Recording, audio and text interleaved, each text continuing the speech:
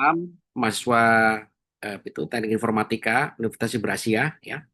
Kita ketemu lagi dalam kelanjutan mata kuliah kita itu komunikasi data ya. Nah, kemarin sudah saya unggah ya buku ya supaya nanti jadi bahan referensi kita di dalam itu perkuliahan ya. Dan untuk kali ini kita bahas bab 6 ya. Teknik data communication ya. Jadi setelah kita memahami bahwa komunikasi data dalam komputer itu adalah distandarkan ya, berdasarkan itu protokol di masing-masing layer ya, mulai dari physical layer sampai ke application layer ya. Dari masing-masing layer itu gitu kan, itu bagaimana teknik komunikasi datanya ya. Itu bisa kita menggunakan itu skenario atau memahami ya, teknik pengiriman data antar komputer atau komputer ke dalam jaringan itu adalah menggunakan teknik asinkronus atau sinkronus transmission ya. Sehingga dari skema yang kita terapkan tadi itu kita bisa mengetahui beberapa macam kriteria ya, atau juga bisa mengetahui berbagai macam performansi jaringan otomatis ya. Kemudian juga kita bisa melakukan correction ya, karena data yang kita kirimkan adalah data digital ya. Jadi data digital di dalam komunikasi jaringan atau komunikasi komputer itu memberikan banyak sekali keuntungan. Nah, dengan cara kita mengatur itu cara pengiriman data secara digital dalam bentuk asinkronus dan sinkronus transmission itu kita mendapatkan banyak sekali keuntungannya ya. Salah satunya adalah kita bisa mengukur performansi jaringan, bisa mendeteksi error, bisa mengoreksi error, bahkan juga bisa itu mengoptimalkan ya komunikasi data di dalam jaringan komputer. Nah, ya. Nah, di sini sudah hadir itu Mas ini ya, siapa ini yang sudah hadir ya kan? Di sini sudah hadir Muhammad Hanif ya, sama Brian ya, yang sering aktif sekali ya. Oke, saya lanjutkan, saudara. Halo, dengar? Baik, Pak. Nah, asinkronus ya, nama juga asinkron ya. Asinkron itu tidak sinkron ya. Jadi kebalikan daripada sinkron gitu kan. Itu oh sorry, sinkron dulu ya. Sinkron ya. Sinkron itu komunikasi data ya atau transmisi data yang itu apa itu antara ya dua buah komputer atau dalam satu jaringan ya, itu ada bitnya yang sama ya, bit-bitnya sama ya. Jadi bit-bitnya itu bisa kita artikan itu kan, baik yang dikirimkan maupun yang diterima itu sama bit-bitnya ya, sinkron ya. Jadi itu memberikan banyak sekali keuntungan ya, dengan cara mengirimkan bit-bit yang ukurannya sama ya. Jadi ukurannya sama itu enak ya kan. Kita jadi ada agreement, ada kesepakatan antara dua buah komputer itu mengirimkan satu bit ya, satu digital, satu sinyal digital itu ukurannya harus sama ya. Kalau panjangnya 1 mikrodetik maka harus 1 mikrodetik ya, kesepakatan. Jadi kesepakatan antara dua buah komputer gitu kan, satu sinyal digital itu harus sama ya. Nah, jadi misalkan Anda dengan itu Hanif dengan Brian sepakat berkomunikasi, maka setiap itu ukuran data yang dikirimkan itu harus sama. Ukuran datanya apa? Dalam bentuk digital. Nah, ukuran satu digitalnya harus sama. Berapa kesepakatannya? Misalkan adalah 1 mikrosecond. Berarti satu sinyal digital, saya berarti apa? Berarti Brian dan Hanif sama-sama setiap 1 mikrodetik harus mendapatkan sinyal. Nah, itu disebut sebagai komunikasi yang sinkron. Ya, jadi paham ya? Ukuran satu sinyal digitalnya harus sama. Ya. Nah, bagaimana cara kita merealisasikan metode ini gitu kan? Itu ada berbagai macam coding ya, sinyal digital ya. Ada itu ada berbagai macam ya, ada itu frekuensi shift keying ya, ada NRZ non return to zero gitu kan. Ada Q PSK gitu kan ya, quasi PSK ya, quasi pulse shift keying gitu ya. Kemudian juga ada Manchester coding. Nah, itu ya. Jadi ada berbagai macam jenis gitu kan untuk membuat kesepakatan ukuran sinyal digital yang sama antara dua buah komputer itu berkomunikasi. Nah, gitu paham ya? Halo? Nah, Paham, Pak.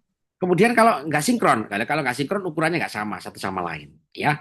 Ukurannya nggak sama satu sama lain, tapi diketahui, ya. Kamu Hanif berapa sinyal digitalmu? Oke, aku 2 mikrosecond. Ya oke, aku menggunakan 1 mikrosecond. Tapi kamu harus ingat ya, aku ngirim ke kamu 1 mikrosecond. Ya, Hanif ke Brian 2 mikrosecond. Nah, sama-sama diketahui. Jadi Hanif, ya kan, menerima sinyal dari Brian itu setiap 1 mikrosecond itu mendapatkan sinyal digital. Sebaliknya, ya kan, itu Brian mendapat sinyal dari Hanif setiap di 2 mikrosecond. Nah, gitu ya. Paham ya? Ya, jadi kebalikannya ya. Yang satu sinkron, yang satu asinkron. Nah, gitu ya. Jadi itu mana yang memberikan keuntungan? Ya, dua-duanya memberikan keuntungan ya. Memberikan keuntungan. Yang penting adalah dua-duanya saling mengetahui ya. Tentu itu dengan cara sinkron maupun asinkron ini sebetulnya adalah itu tetap digunakan ya di dalam teknologi sekarang ya supaya memberikan menjadi acuan gitu kan sinyal digital yang dikirimkan itu berapa ya berapa itu tergantung dari ukuran satu sinyal bit ini ya ini contoh ya ini adalah stream bit ya stream bit sinyal digital kelihatan ya yang atas ini ya sebelah kanan ini Iya kan, Pak. nah itu stream bit satu bit ya kan itu harus punya ukuran yang sama untuk yang sinkron ya dan dua-duanya harus mengcounting pada saat pada setiap periode yang sama. Kalau misalkan Hanif dan Brian sama-sama nih, itu sinkron. Berapa agreementnya, kesepakatannya? 1 mikrodetik. Berarti setiap mikrodetik Hanif juga mendapatkan sinyal digital, Brian juga mendapatkan sinyal digital yang sama. Nah, itu sinkron. Kalau asinkron, ya kan, kesepakatan lagi. Berapa sinyal digitalmu, Brian?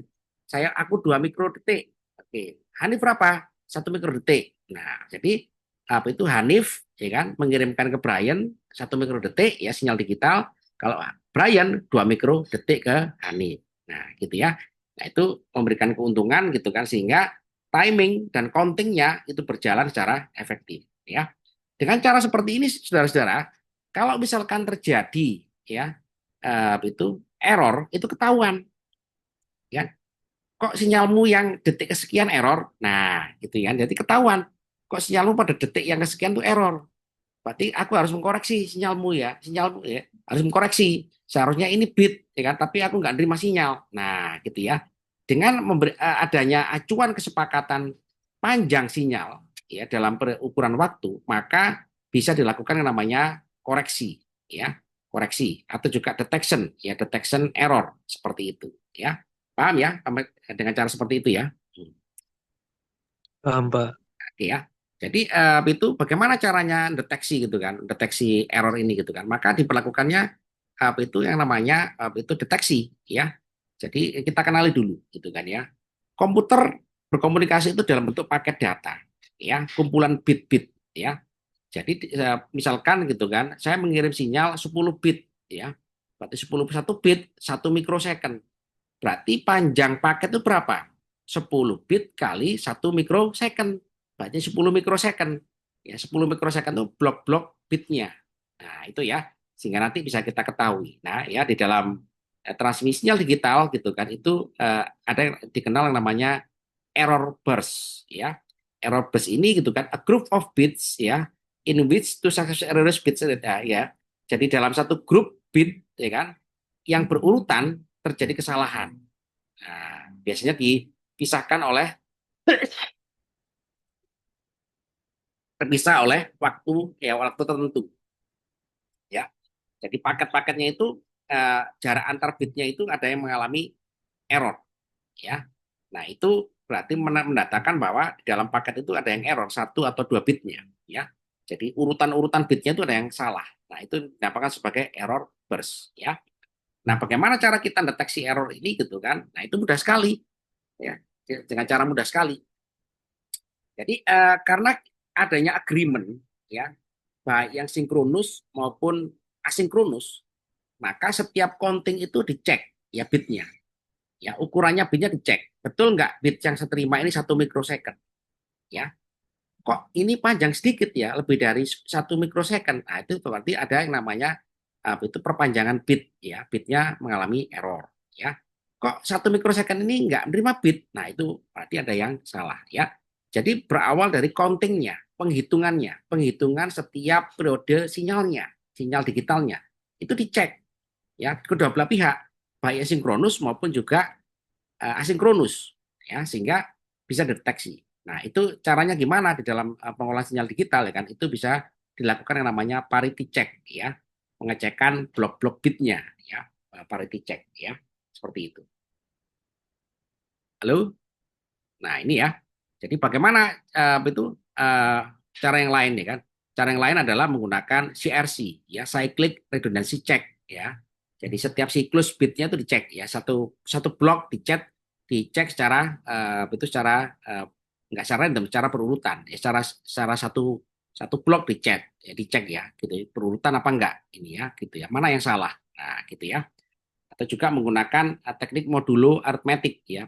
Itu operasi matematika ya, operasi matematika untuk ngecek bitnya ya, sehingga nanti ada bit yang salah seperti itu ya. Nah, ini seharusnya bisa kita latihan ya menggunakan konsep ini ya, tapi ini pengenalan dulu ya, pengenalan metode yang digunakan ya. Nah, karena berawal dari counting bit dalam periode yang sama antara kedua belah pihak, ya kan, maka metode-metode ini bisa dilakukan ya, baik parity check, CRC, modulo, atau juga algoritma algoritma yang lain ya. Jadi dengan cara seperti ini gitu kan, kita bisa mengetahui berapa bit-bit yang error. Nah, bit-bit yang error itu bisa kita report balik ke kedua belah pihak ya. Hanif bisa ke Brian, Brian bisa ke Hanif. Bitmu ada yang error. Nah, bisa berkomunikasi. Inilah keunggulan daripada komunikasi data di dalam jaringan komputer. Kedua-duanya bisa berkomunikasi ya. Jadi kalau Anda melakukan routing ya, misalkan Hanif routing ke Brian, Brian routing ke Hanif, sama-sama mendapatkan report ya. Anda pernah ngeping dalam jaringan Hanif sama. Pernah, Pak.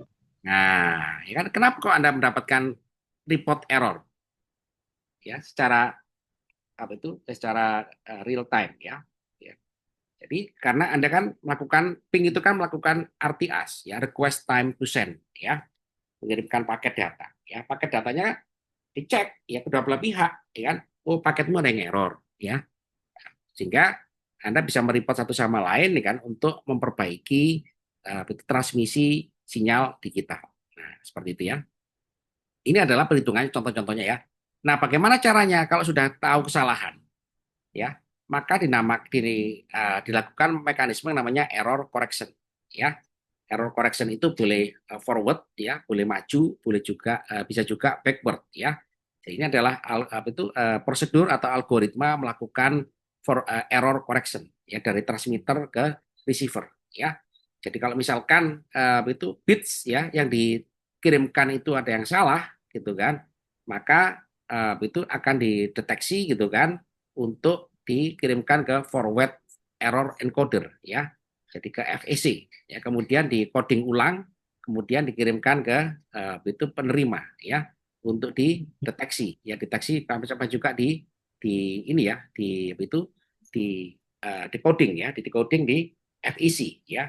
Jadi code word-nya gitu kan itu merupakan hasil daripada encoding dari FEC, forward error correction ya, supaya tidak terjadi minimal kesalahan diterima oleh receiver. Nah, gitu ya. Jadi ini adalah satu contoh, ini mekanisme atau algoritma ya di sebelah kanan ini, gambar ini ya, di dalam melakukan koreksi error ya. Seperti itu. Sehingga itu minimal sekali sinyal digital itu bisa kita kelola, bisa kita olah, sehingga bisa kita kirimkan paket-paket data yang kira-kira errornya minimal ya. Kenapa? Karena adanya algoritma ini ya, forward error correction ya, dan itu secara encoding ya, kemudian di penerima didekode ya, diterjemahkan oleh juga dibalikkan supaya menjadi sinyal data lagi. Jadi K bits ya, bits dalam ukuran K ini, sepanjang K ini ya, itu bisa dibalikkan menjadi data lagi oleh receiver. Nah, gitu ya. Ini prinsip umumnya saja gitu kan, yang itu nanti bisa dikembangkan berbagai macam algoritma-algoritma yang lain ya. Inti daripada algoritma forward error correction ini adalah encoding ya. Encoding supaya sinyal digital itu ya kan, itu tidak mengalami kesalahan waktu dikirimkan dari transmitter ke receiver ya, dari transmitternya Hanif ke Brian, atau juga dari transmitternya Brian ke Hanif ya, sebaliknya seperti itu ya. Paham saudara ya? Halo. Paham, Pak. Oke, ya. Pak. Nah, dengan cara seperti itu, saudara-saudara, kita bisa mendapatkan report, ya. Jadi keuntungan daripada sinyal digital itu kita bisa mendapatkan itu umpan balik bit mana yang salah dari saya. Oh, ternyata yang salah. Berarti bagaimana caranya? Caranya adalah saya harus melakukan coding ulang, encoding ulang, ya. Nah, encoding ulang itu berbagai macam tekniknya kan, ada itu berbagai macam teknik encoding ya. Encoding sinyal digital ini banyak sekali gitu kan. Ada berbagai macam contoh gitu kan. Ya, cuma di sini nggak cuma satu ya, Hamming distance ya. Nah, jadi ada berbagai macam ya jenis-jenis encoding sinyal digital di dalam transmisi jaringan ya. Itu banyak sekali ya yang bisa kita gunakan. Ya kan? Mana yang lebih bagus? Ya, mana yang lebih bagus itu harus kita coba di dalam jaringan ya. Kita tidak bisa mengetahui gitu ya, mana yang lebih bagus kalau kita nggak mencobanya secara secara eksperimen ya, terutama di dalam laboratorium ya, seperti itu. Atau dalam jaringan lah ya, seperti itu. Nah, saudara-saudara, itu sehingga itu dengan cara seperti ini gitu kan kita bisa ini ya itu coding ya coding itu ibaratnya adalah cara kita mengirimkan sinyal ya. Jadi sinyal digital itu di coding ya, di encoding ya, disandikan ya. Sinyal digital itu yang kita kirimkan data ya, data yang tadi saya tunjukkan tadi ya. Nah, ini ya, data itu adalah sinyal asli ya. Data itu adalah informasi yang asli dari suatu komputer yang mau dikirimkan ke dalam jaringan atau ke komputer lain atau ke network yang lain. Nah, data ini tentu bukan data yang itu bukan data yang langsung dikirimkan. Dia harus di-encode, disandikan, ya. Nah, teknik penyandiannya ini kalau bisa kita pelajari dalam teori information teori ya, teori informasi gitu kan. Bagaimana cara-cara menyandikan data ini, ya. Nah, cara menyandikan data itu disebut sebagai encoding, ya, encode, ya. Nah, bisa kita lengkapi dengan algoritma FEC, ya, FIC, ya. Jadi forward error correction, ya, sehingga nanti itu menjadi code word, ya, data yang sudah tersandikan, code word, ya. Jadi ukurannya lebih besar sedikit, ya atau juga lebih ringkas ya seperti itu ya. Sehingga n bits ya kan itu merupakan hasil daripada encode sandi daripada data dalam ukuran k bits tadi itu ya. Sehingga itu masuk dalam jaringan, jaringan menerima code word, penerima code word ya kan menerjemahkan di dalam algoritma decoding ya. Jadi decode gitu kan untuk balik lagi menjadi data yang ukuran jelas sama dengan ukuran waktu dikirimkan, yakni k bits seperti itu ya. Nah, saudara-saudara, itu apa keuntungannya data itu dikirimkan tersandikan ya. Jadi nanti bisa kita ketahui gitu kan. Jadi probability errornya itu semakin rendah